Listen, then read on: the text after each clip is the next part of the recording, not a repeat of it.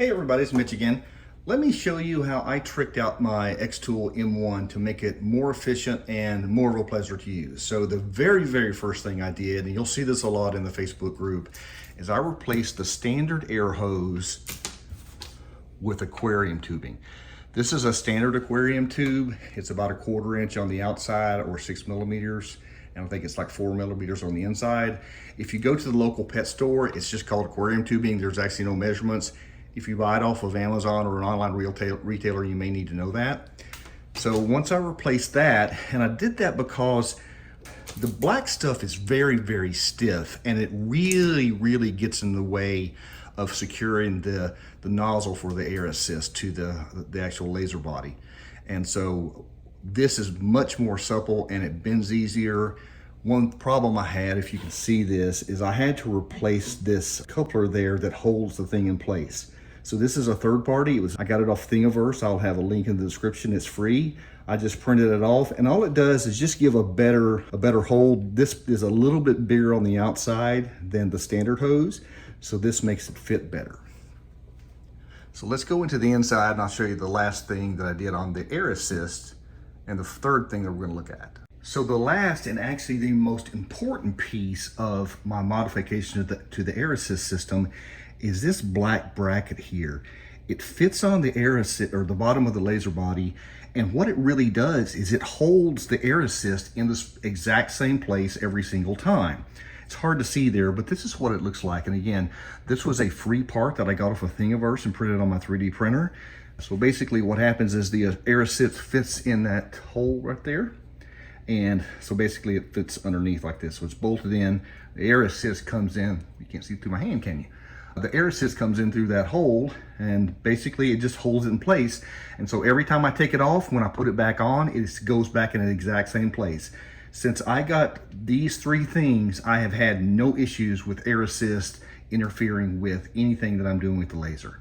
So again, this is definitely worth it. It's free if you got a 3D printer, and takes less than an hour to print out, and you screw it into the bottom there, and between those, the air hose and the new clamp and this thing, it actually made everything much easier to work with the M1. So here's the fourth and final piece. So this is a third-party honeycomb, and I've got this mostly because I wanted something that went inside the machine that I didn't have to raise it up. So Xtool sells a honeycomb / riser, which raises the machine up about 6 inches and provides a honeycomb. But at the time they had production issues and they didn't have any available anywhere, so you couldn't get one. So looking around, I'll find this one on Amazon.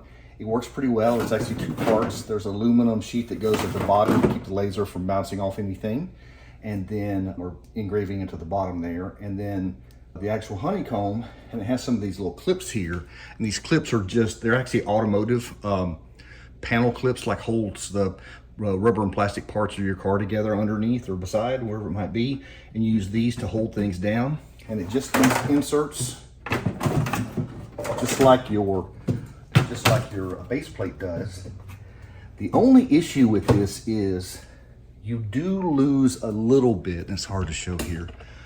You do lose a little bit of width here. So there's about 3/4 of an inch all the way around where they've got this measurement thing. So you lose that.